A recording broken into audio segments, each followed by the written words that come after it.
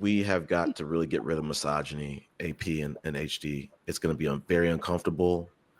It is almost like systemic racism. It's very hard to get rid of because it's so ingrained, it's so normalized, and it's really poisoning our young men. These young men want to live a certain life that it's passed them by. They want the great grandfather's lifestyle, and that might exist for some men who are very rich, but we're in a place in society where gender roles for a lot of us, our families, this generation and the later generations, it's going to look completely different, and we got to be able to kind of, in my opinion, kind of redefine or modernize what masculinity looks like. And we fundamentally disagree on that. Okay, yeah. But some of the things like the body counts, we need to get rid of that. Yeah. We need to get rid of that. That's head trash. We need to stop trying to model our lives like someone else to someone else's standards. Like like you said, the 60% divorce rate. Okay, that's a stat. But if you really want a family, you should not be waiting for laws to change so you can feel comfortable to get married. You should not be waiting for laws to change for you to be a father if that's what you truly want to do. Because yeah. But there's so many examples though that they have to pull from to that we would have to combat in something like that, because the truth is they're not leaders. They're not leaders if you're that scared. If you got to say, yo, this roller coaster is doing loop the loops and this is it's going so hot, you're not built for that, and you got to accept that you're not who you think you are. If you're that scared, and then maybe we should accept that they are not who we think they could be. Like, that's the two way. Then like, that's the thing. You have to get to a point where you have self-realization and self-actualization. And I think most in these spaces, a lot of times it's about talking about the issue, and men, I'll say on both sides, but they'll talk about the issue. Men will talk about the issue that they're having with women.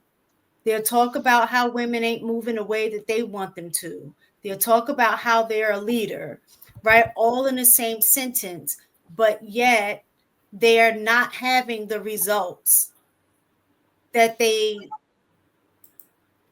claim or feel that they should have. And the problem is they're kind of what y'all was saying before, keep running into women that are not in alignment with what they say they want, and they try to change that person to become what they want, as opposed to doing the work on themselves to attract the type of woman that they say that they want.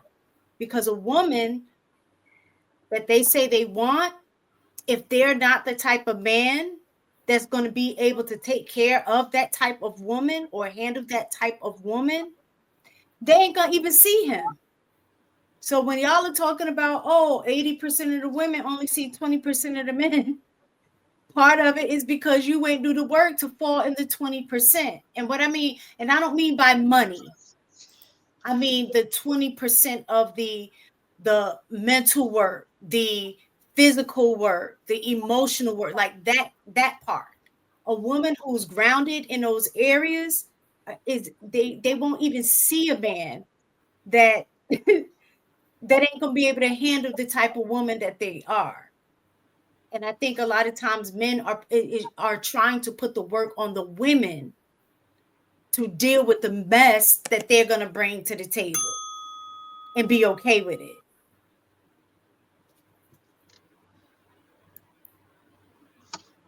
Let me say one more thing, because I couldn't let this go. So, am I frozen? Oh, okay. Shan, your head is just stuck. I was like, oh, I'm frozen. So when we're talking about accountability, y'all know I have to look. Sometimes something will get stuck in my head and I can't get it out till I get it out. So sorry. All right. So I was looking at, I said, if someone forces you to do something, right? If someone forces you to do something, is it accountability? And it's saying that there's a difference between responsibility and accountability. With responsibility is about the action. So if you did something even under pressure, you are still the one that carried it out. So you're responsible for the act itself. But with accountability, it's about ownership and decision making. So if someone forced you to do something, they've taken that ownership and your ability to make the decision yourself away. So in that case, the accountability lies with the person who forced you to do it. So that's what I was talking about in regards to child support and things like that. If you're being forced to do it, is not true accountability. It becomes responsibility because you're doing the act. But the accountability is more ownership and your own decision in doing that. So if someone forces you to do it, you're not being accountable. Yeah. I Yeah. mean, you can choose not to do it. You just have more consequences. So you always have a choice. Just like if somebody holds a gun to your head, you either take the bullet or you try to, do what this person asks you to do it. So you can never remove a person's choice. Right. You So if you you choose just not to do it, that's overwhelmingly make a so that's decision based upon the consequences.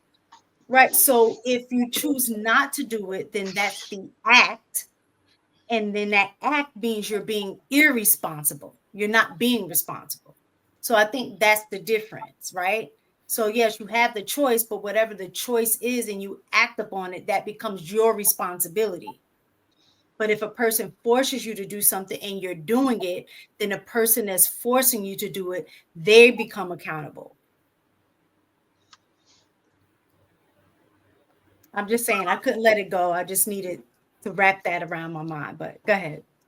So at the end of the day, what do you guys think the solution is to this? Is there a solution? Do you think that this is just going to get? It's just it's so far gone that it Well, ain't nothing we can do at this point. Like, what do you guys think? well, I think it has to get worse before it gets better because most of the times, like, even when you talk about the relationships that lasted the long before, adversity happened early in that relationship to make them want to stick together in the long run, You right? appreciate each other more, yeah. Yeah, like there's has to be some need, some fire, some common problem that both people want to solve, right? If that doesn't happen, it's not going to happen. So I think it's going to get a lot worse for a lot of people before it gets better. But I always teach like it takes two to tango. You're not going to be able to build the nation off the back of men. Just like you're not going to be able to build a nation just off the back of women. You need both of them. You can't continue to create a society without men and women getting together. You just can't. And understanding that men have certain proclivities and women have certain proclivities, right? You need to maximize what women do well and maximize what men do well and appreciate these differences. Because the thing is like you're not going to ask a woman to continue to carry a heavy burden of like building houses. You're just not. But there's things that women are very skilled, like their eye for color and detail is on a whole nother level. Like just the simple things that women have the ability to like dissect just off of just using their eyes. It's amazing. You know what I'm saying? Which is why even what Miss Taken said a little bit earlier, like a few moments ago, I thought was weird because before a woman even wants to deal with you, she has to see you. And the problem that the men are saying, you can't even see the men that's in front of you because he don't tick off the things that attract you, which is fine. But the thing is like, listen, we got to work together. If we're unwilling to have men and women work together, we're doomed. Because at the end of the day, even if we killed all the women and the men survived, and we will live, guess what will happen? We will all eventually die. You know why? Because you can't create life. If we had straight nothing but women, the problem with having nothing but women, they can't do some of the things that a lot of the men do as far as survival skills. So they're going to die faster. Men live longer when they have women. They Um, just do. And then women can also live longer when they have men.